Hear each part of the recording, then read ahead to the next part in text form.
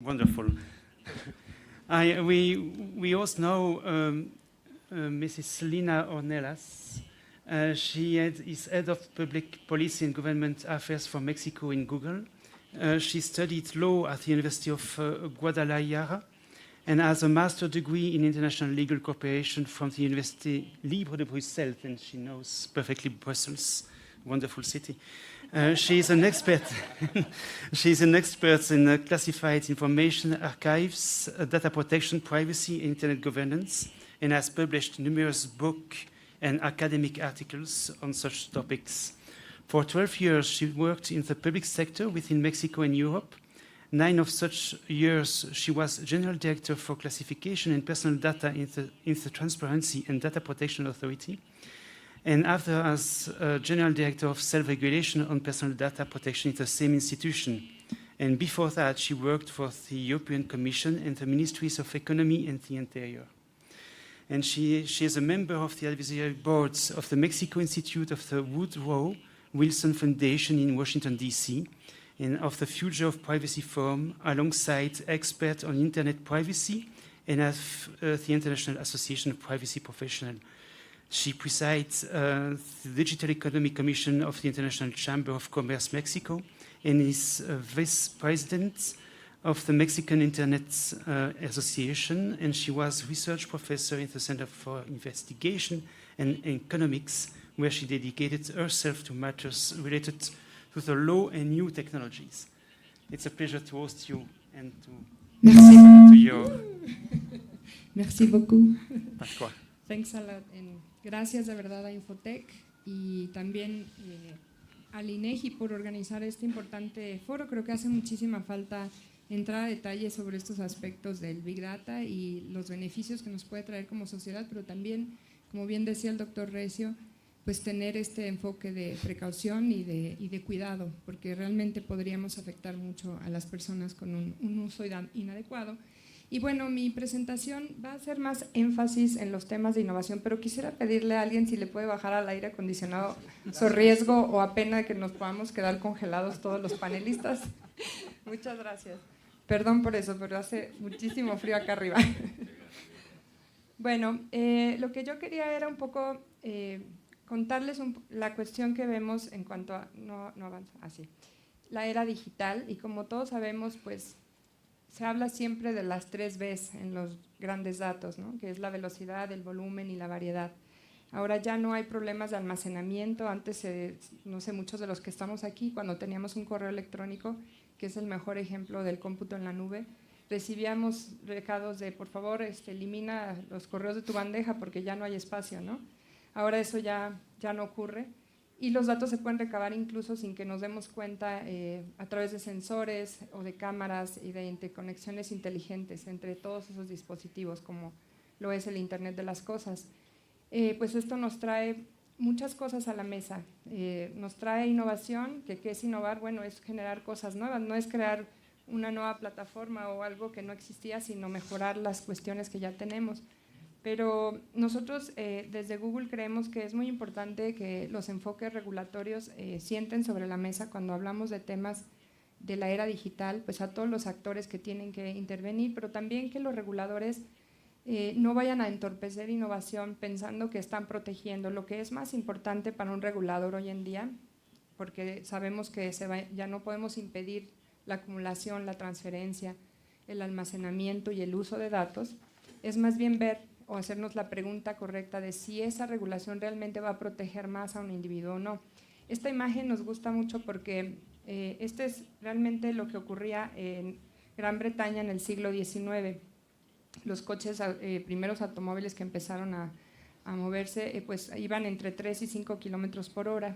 Y lo que pensaron en ese entonces los reguladores en Gran Bretaña es sacar una ley para que, entre otras cosas, se pudiera poner siempre a un hombre por delante con una bandera roja para evitar accidentes, ¿no? Y eso hizo que por muchos años pues, no avanzara, digamos, esa industria, cuando hay otras medidas de seguridad que se pueden aplicar, ¿no? Entonces, es un ejemplo interesante. Ahora tenemos este autocomandado, como saben, que funciona por millones de datos que están fluyendo por minuto.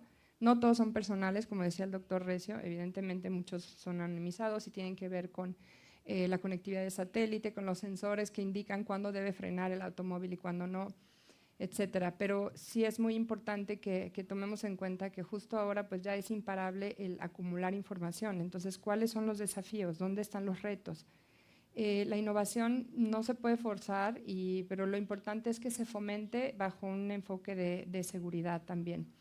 Y nosotros hablamos mucho de innovación sin pedir permiso porque es importante ir iterando y haciendo ajustes, por supuesto, sí cumpliendo con la normativa que existe, pero quizá no inventando algo si no sabemos cómo va a funcionar realmente.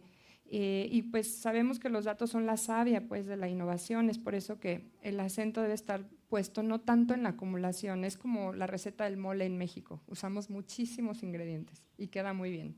El tema es si esos ingredientes traen veneno, nos van a hacer daño, ¿no? Entonces, no es tanto eso ya, y de verdad, porque a veces escuchamos este asunto de evitar la acumulación y no necesariamente, o sea, el analytics, el machine learning, el aprendizaje basado en máquinas, como sabemos ya, se basa en acumular esta información y los datos son como la luz, son renovables, no rivales, y creo que aquí el reto es justamente ver cómo el controlador de esos datos va a tener una responsabilidad muy importante sobre ellos, ¿no? Entonces, la innovación basada en datos ha demostrado grandes avances, pero tiene que ir de la mano siempre con proteger a los individuos, como bien dijo el doctor Recio. De hecho, el convenio 108 del Consejo de Europa, del cual México ya es parte, así se llama y me encanta porque es el convenio para la protección de las personas en relación al tratamiento automatizado de esos datos o al tratamiento de esos datos, no es la protección del dato mismo.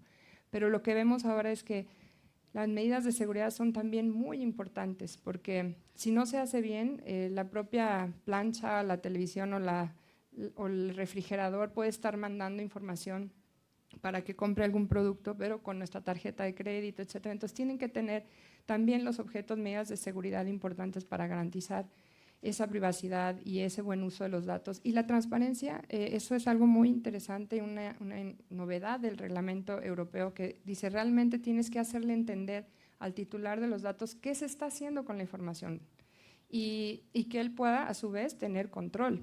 Porque si no conocemos bien a bien qué está pasando con esa información, no ponemos al centro al usuario y a la persona titular del dato y no a los intereses ni del gobierno, ni de la pyme, ni de la gran empresa, pues vamos a tener serios problemas.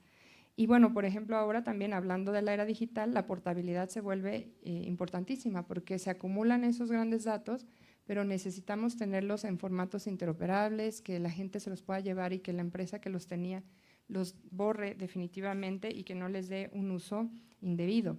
Entonces, el gran desafío, volvemos a decirlo, es evitar ese mal uso. Entonces, no es tanto poner trabas a la recolección ni trabas a la transferencia, sino garantizar esas medidas de seguridad. Por ejemplo, escuchamos también mucho pues a gobiernos que imponen medidas de localización forzada de datos, porque consideran que si los datos están en servidores en su país están mejor protegidos. La protección del dato tiene que ver con los controles que se les apliquen, administrativos, lógicos, físicos, y no tanto donde residan. Y pues es la era del cómputo en la nube. Incluso ahora, para proteger mejor los datos, una fotografía se puede fragmentar en millones de partículas en diferentes servidores para garantizar la resiliencia en caso de un ataque de un hacker.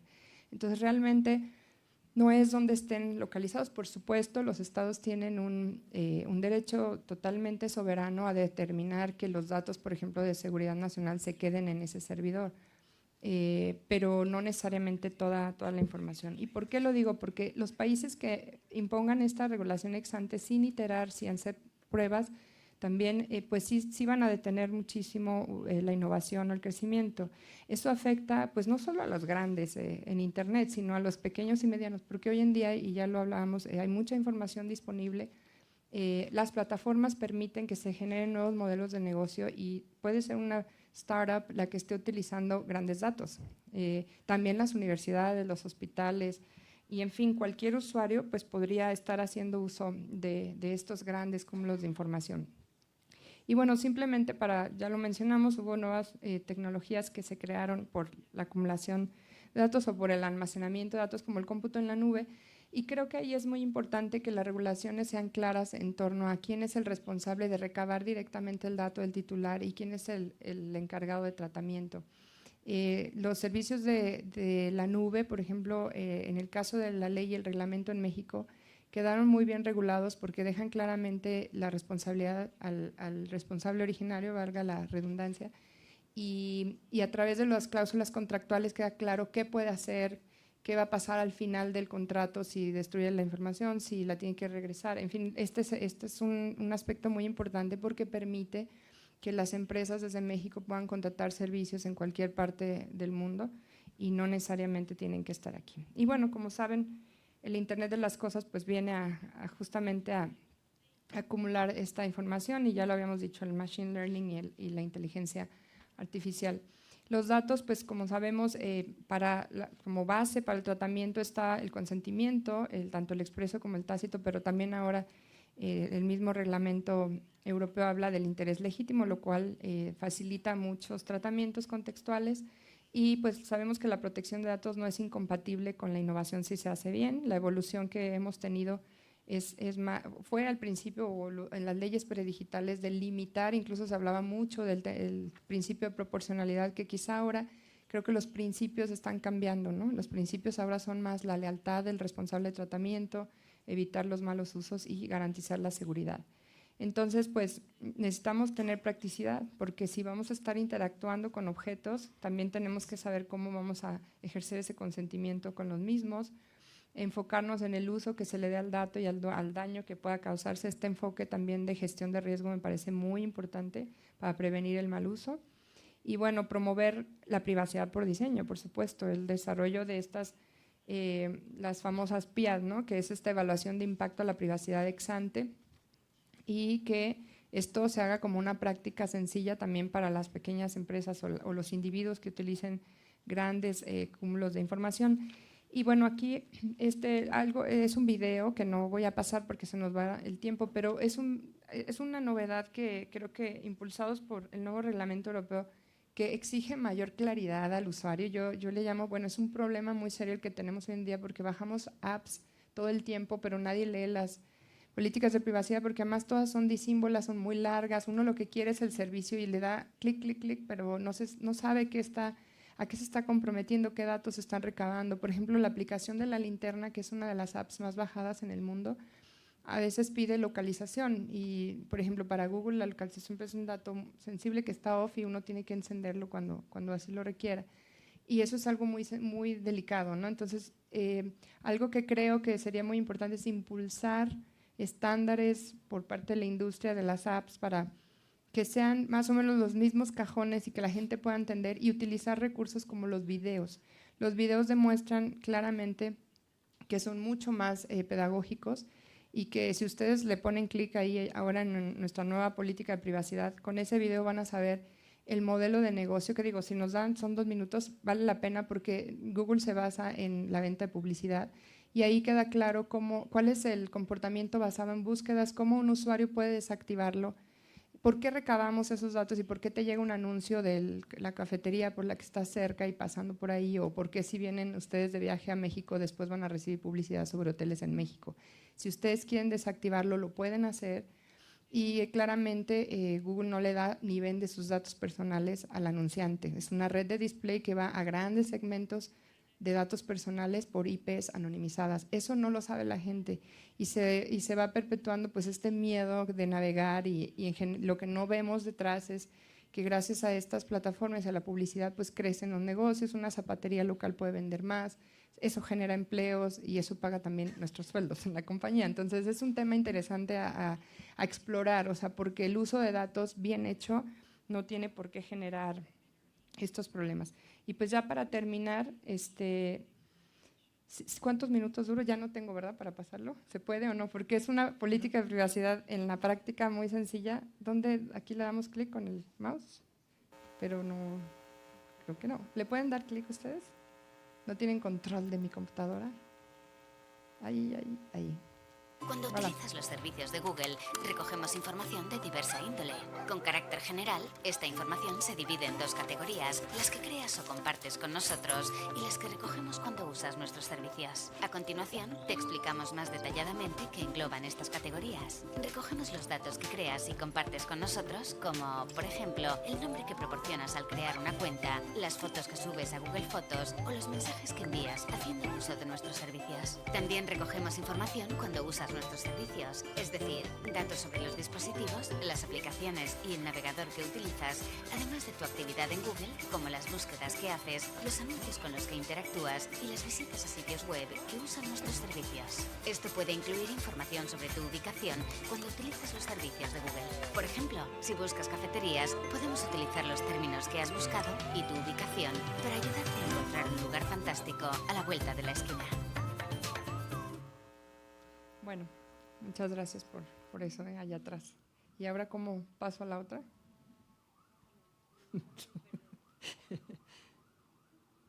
Bueno, rapidísimo. Ya para ir cerrando, me quedan 5 minutos.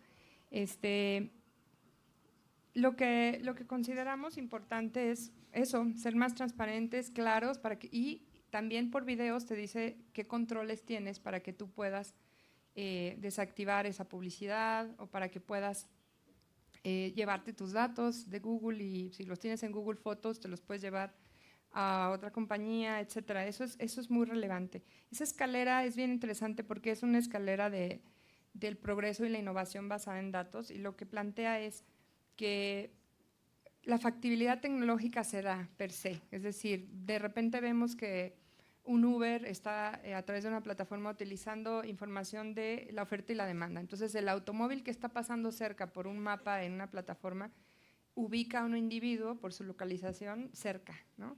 Ahí estamos haciendo un uso de los datos en momento real y la gente lo adopta, se hace un cambio de paradigma y si hay que necesidad de ajustar, pues se ajusta, pero hay progreso. La escalera ahorita está, digamos, con 2 escalones rotos, que es que empieza la factibilidad tecnológica, la gente lo adopta, pero después viene una regulación y viene un pacto necesariamente, porque luego también hay modelos de negocio que se ven afectados y entonces que se resisten al cambio y pues es complejo, ¿no? Entonces, bueno, ya para cerrar, con el uso del Big Data, lo que queríamos pues transmitir es que los datos de los que a su vez se obtiene información, o sea, es como una pirámide, primero tienes el data raw, digamos, de manera cruda, y de ahí viene información para luego pasar a formar parte del conocimiento, que a su vez aplicado en casos concretos como políticas públicas, etcétera, pues resuelve problemas para usuarios o para empresas. Por eso es una pirámide muy relevante. Y tener la base, digamos, debajo es relevante también para ponerlo a disposición de la gente. O sea, por ejemplo, aquí estoy hablando de datos no personales, pero los mapas y la navegación tienen capas que la gente puede utilizar y montarse sobre ellos, información sobre el clima, etcétera, ¿no? Y que esto hace que funcionen, como les dije, otros desarrollos innovadores. Y en 3 minutos, pues decir justo que la personalización de productos y servicios debe estar al servicio del usuario, pero empoderándolo, que las restricciones territoriales también tienen que analizarse muy bien. Hay modelos que incentivan a las empresas a crecer, que la autorregulación es un mecanismo importante para eso, la responsabilidad demostrada que ya se decía, porque a veces por la vía de la autorregulación se resuelven más problemas. Entonces hay que hacer un uso respetuoso, justo, ético y lo más transparente posible de los datos personales. Muchas gracias.